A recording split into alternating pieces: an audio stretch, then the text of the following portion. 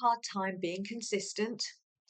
You struggle to follow through on your promises to yourself, your commitments to yourself, even though you know they are for your highest good and the highest good for your business, for the people you're trying to reach.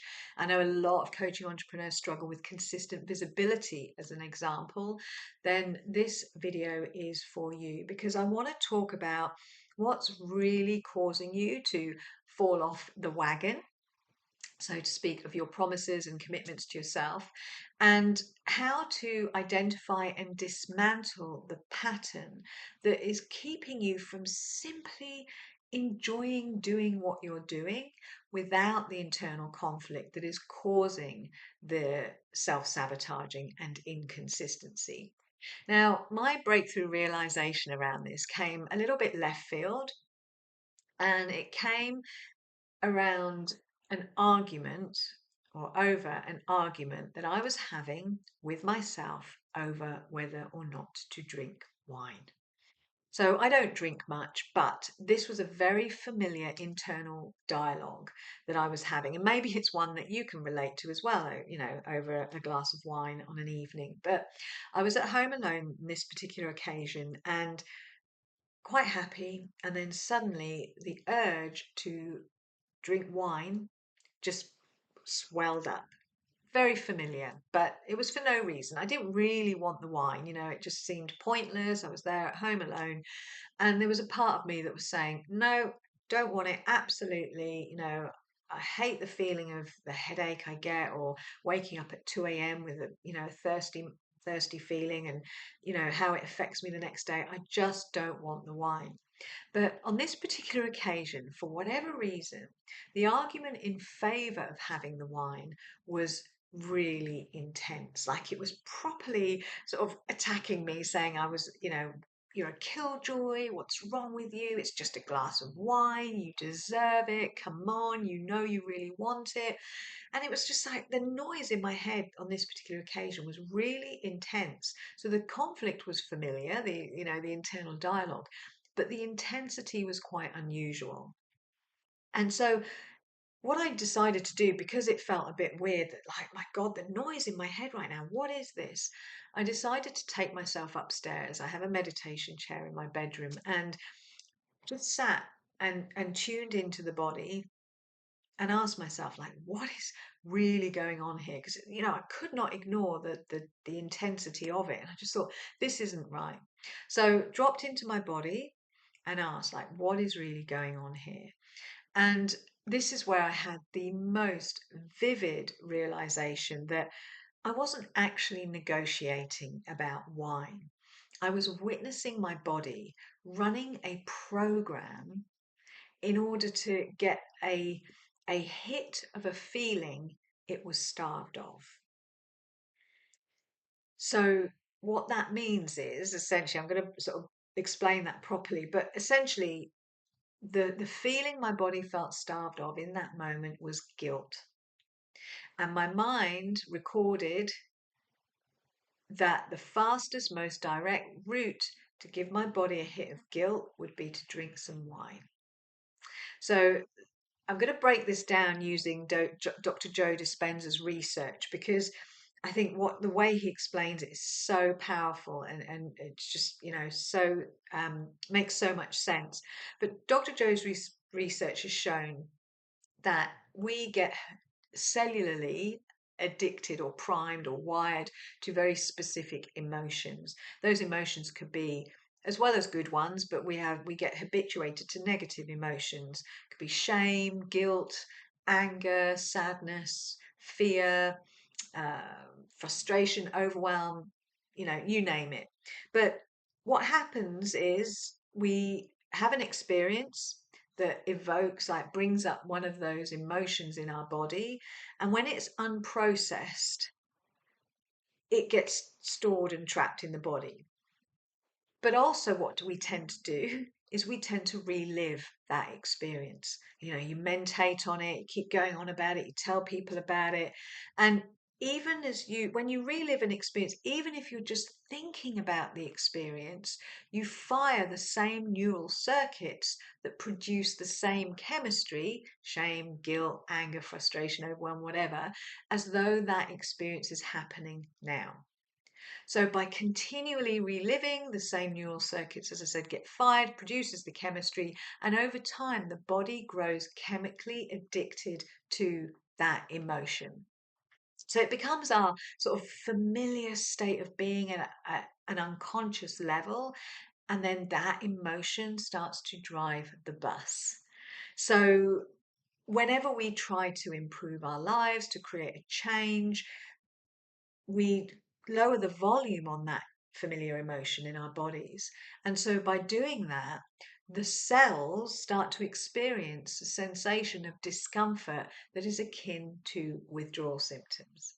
So the body starts to have these withdrawal symptoms, and so it kind of signals to the brain like an alarm that, it's having cravings. So it signals to the brain, and the brain then tries to restore the chemistry.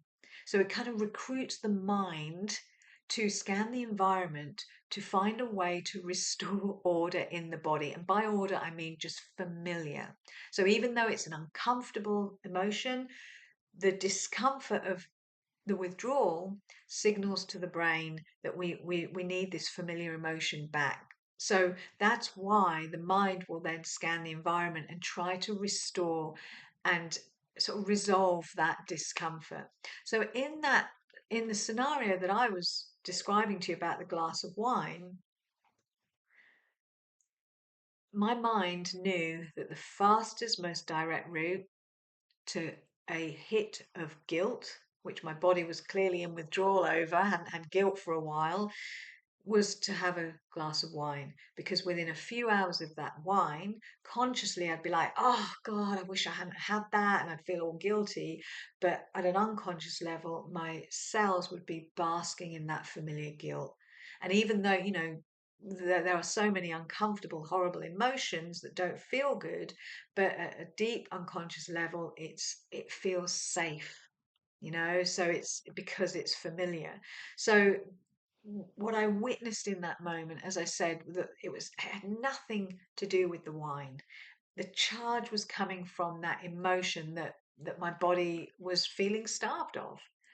And so from that experience, it's such a visceral experience, or evidence, should I say, of a protective paradigm in action. It's an old identity level paradigm that is running a pattern in the background that the mind dresses up as a present moment choice. Oh, I'll have a glass of wine. Present moment choice, right? Oh, it makes sense to have a glass of wine. I just fancied it.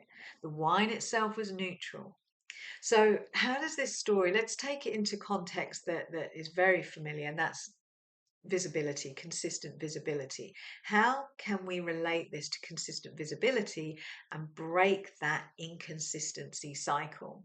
So let's break the pattern down. So you have a conscious story, and your conscious story is something like, I need to show up, I want to be visible, I want to post, and yet I struggle to stay consistent. I keep stopping. What's wrong with me? This is the conscious story. And just like my wine example, we tend to try and fix the issue of inconsistency in this instance by implementing perhaps a new strategy. We'll create a nice new schedule, or we'll get a better content planner, or we might even hire an accountability buddy or a coach to resolve that self-sabotaging pattern. But of course, none of that works. You'll have known that by now. If you've been in this for a while, you'll know that none of it worked because we're not operating at surface level with this issue. So the pattern is you make a decision. I'm going to be visible. I've got this new strategy. I've got this new content calendar or whatever. I'm ready. And you feel good in that moment, right?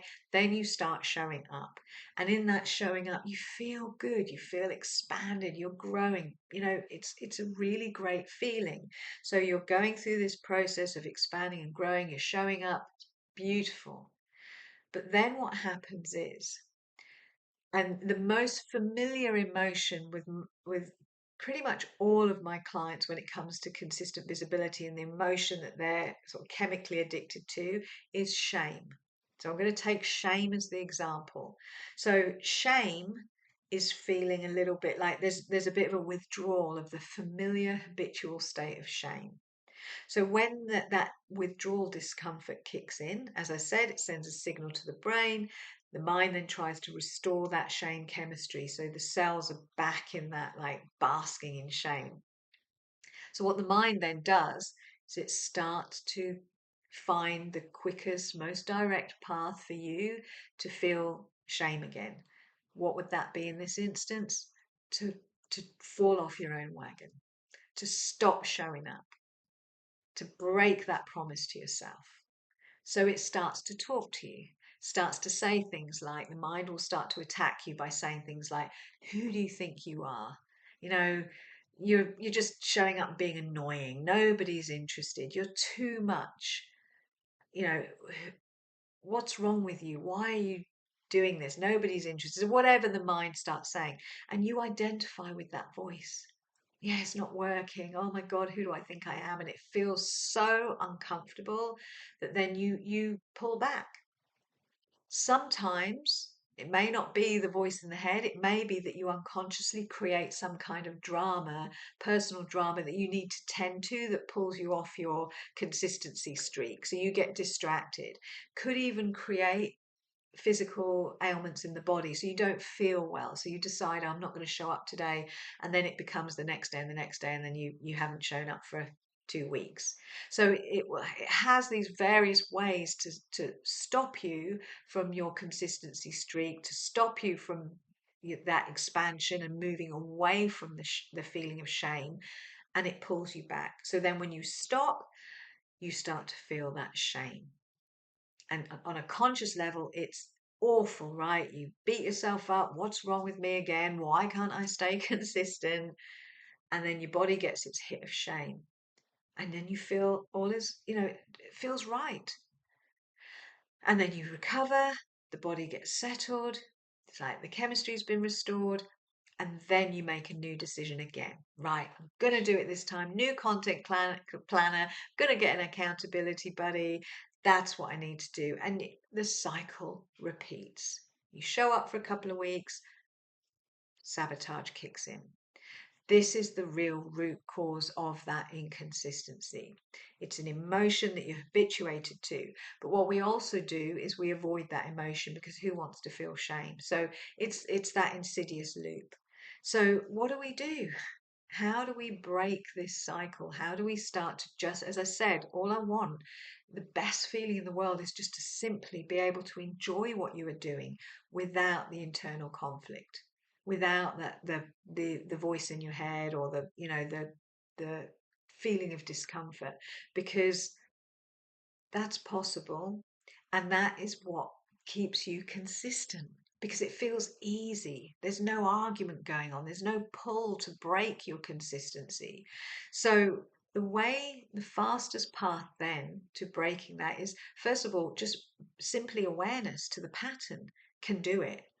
For me with the wine instance, simply recognize it was like a real moment of like, oh my God, I see the pattern. That was all it took to create complete discharge of the conflict in my mind. It was total peace mentally, and then the feeling in my body just transmuted. So that's one way, simply being aware of the pattern. Because when you're aware of the pattern, when the voice kicks in of sabotage, you're separate from it. You don't identify with it. You don't believe what the mind is saying. You see it for what it is. The other way is to actually go into the body.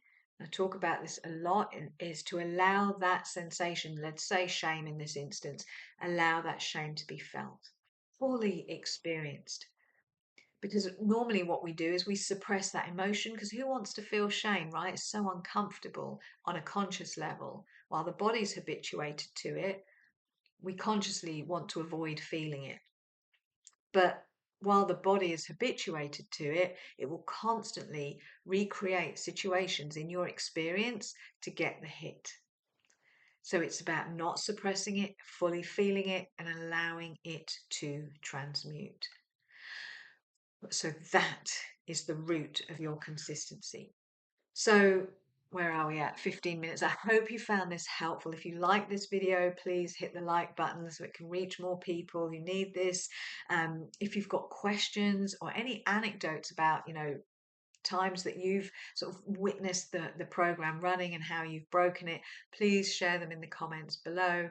And as always, I invite you to subscribe to my channel if you like this content.